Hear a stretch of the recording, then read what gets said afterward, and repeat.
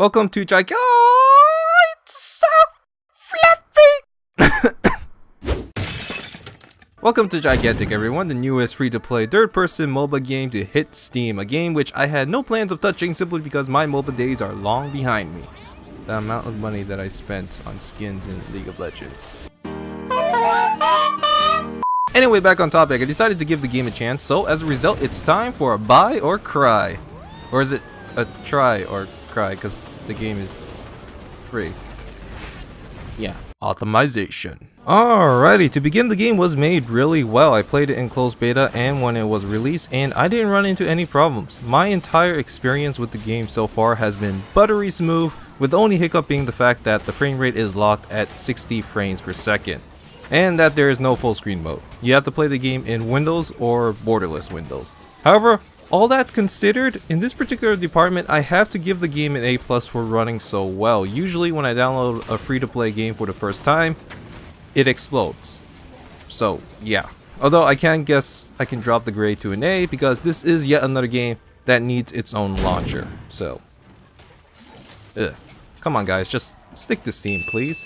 Graphics and characters. Now here's where my ramblings get a little bit sour, since while I like the art style of Gigantic, I think the game looks great, especially this motherfucker. Aww. The fact is, the cartoony look is starting to get saturated. I'll give this game a pass since, first of all, unlike the other games that I have played, this game is actually consistent with its style. Oh god. Every character looks like they belong in this world with no color out of place, easily identifiable by their silhouette. And it's great. This is something that I feel a lot of games don't do well, where it can be hard to tell what something is supposed to be because everything else looks the same.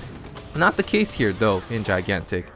Personality wise, if we were to talk about the characters themselves, all I had to say is that it's not bad. It's not great either, it's just average, which is a bit of a disappointment because I like characters with personalities that I can connect with, but as of right now, not really the case. Maybe when I play the game more, I'll find someone that I'll stick to with super glue, but as of right now, I can only see movesets when I look at the characters in Gigantic.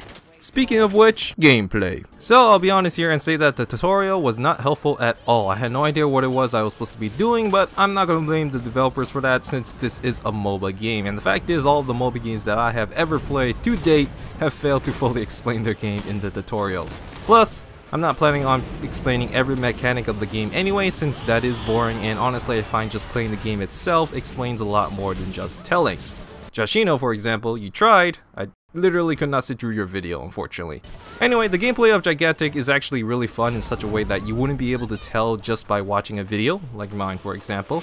But yeah, the game is really more so a third-person shooter than a MOBA game from what I found. In fact, I don't think MOBA was the right choice of words here. They should really remove that tag from Gigantic, because from what I played so far, the developers basically removed all of the build-up that a typical MOBA game has, and instead you get straight into the fighting. There is no shops, there's no minions, no farming, etc. And I like that, to be honest. Now, that isn't to say that the gameplay of Gigantic is perfect, however. If you want fast-paced action, then it is here, more than any other MOBA game that I have played. MOBA in quotation marks, because as I stated before, I don't really know if this counts as a MOBA game, to be honest. That being said, let's actually talk about some of the downsides to Gigantic. First of all, being the amount of maps, which I believe is 3 at the current moment. You see, because the developers have taken out the farming aspect of a MOBA game, matches are actually much quicker, usually 15 minutes long, and because there is no slow build-up, stuff starts to repeat itself more quickly. Thankfully, in place of that, there are a decent line of characters that you can play, each with their own abilities and skill trees, which will keep you occupied. Unfortunately, at the moment though, you can't see the skill tree from the main menu, which means you actually have to jump in-game to view it, and as a result, it's harder to plan ahead on how you want to build your character. My first game, which was against bots thankfully, had me standing still, reading the description of each skill in the skill tree, and just... Developers, you need to let us be able to plan ahead, especially if you want this game to be as fast-paced as it is right now. But yeah, all I'm gonna say is that this game is a try in my opinion. However, let me know what you think. Gigantic, try or cry?